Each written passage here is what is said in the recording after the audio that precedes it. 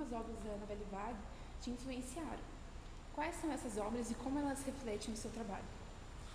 Bom, são várias obras da Nouvelle Vague que eu admiro, nem todas refletem diretamente no trabalho, né? Os Incompreendidos, do Truffaut, é um filme muito importante da minha vida, assim, por ter uma inspiração em fatos reais que são transfigurados, né, pela arte. O Acossado, do Godard, né, pela liberdade da linguagem que ele usa em relação aos códigos tradicionais do cinema. E o Hiroshima Mon Amour pela poetização de uma realidade que não se prestaria imediatamente a isso, assim, mas graças à força da arte, né, ela transcende, né, a sua origem e vai muito além. E o cinema novo também te influenciou? É possível relacionar o cinema novo e a Nouvelle Vague, já que os movimentos aconteceram paralelamente, porém expostos a diferentes geografias e culturas? Sim, o cinema novo foi muito influenciado pela Nouvelle Vague, assim como pelo neorrealismo italiano. Assim. Então, tem reflexos dos dois movimentos dos meus filmes. Por exemplo, o cinema novo era muito politizado. Tem um filme que aborda questões políticas brasileiras, né, que com certeza tem uma temática similar ao cinema novo. Você acredita que falta um pouco de atitude dos cineastas da Nouvelle Vague no cinema contemporâneo? Na verdade, assim, eles não fazem mais Nouvelle Vague enquanto movimento, né? Tem cineastas da Nouvelle Vague ainda vivos, criando, mas eles não têm mais essa preocupação que a Nouvelle Vague tinha de quebrar regras e códigos, né? Mas são cineastas importantes e atuantes, como é o caso do Alain Resnais. O movimento idealizado por críticos foi estereotipado pela mídia por usar uma linguagem intelectual e chata. Você acredita que o cinema independente tem algum estereótipo que seja necessário romper para chegar ao grande público?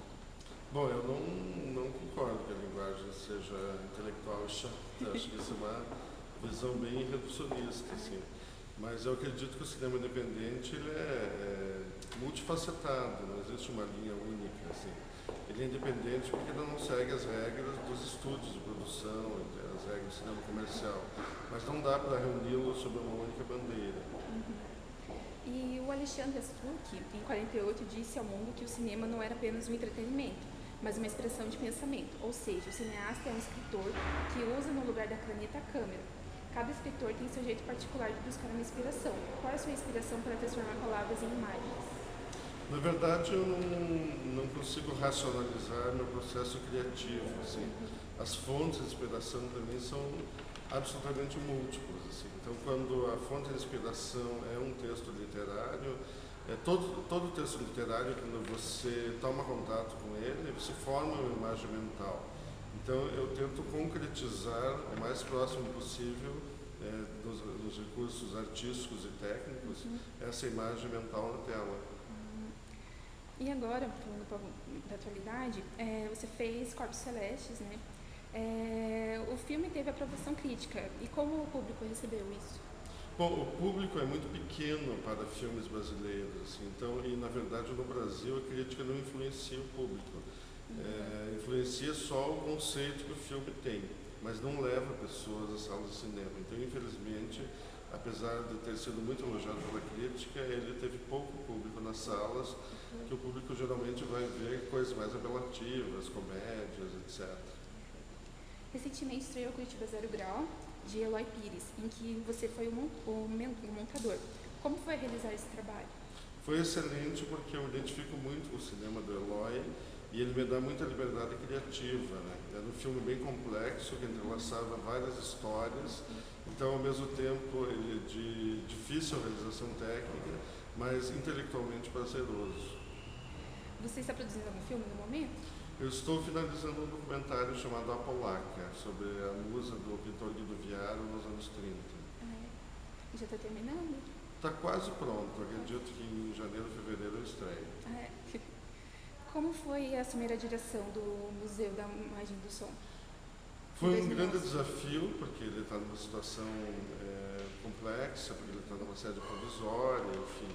Mas, como eu tive muito apoio por parte da Secretaria da Cultura, é uma coisa que está se resolvendo muito bem. E sempre eu tive grande paixão por essa área, né, da preservação das imagens e sons histórica e culturalmente importantes, então para mim está sendo um grande privilégio estar à frente disso. No ano passado, nossa colega Aline assistiu à exposição do Chetá e Xinoforum, aqui em Curitiba. Eu gostaria de saber qual foi o processo de pesquisa para realizá-lo e como foi a recepção de membros da tribo para a produção do documentário. O processo foi inspirado numa tese de doutorado da Carmen Lúcia da Silva, que é grande especialista no Chetá, e a partir de toda a pesquisa dela que foi elaborado o nosso roteiro e foi feito o documentário.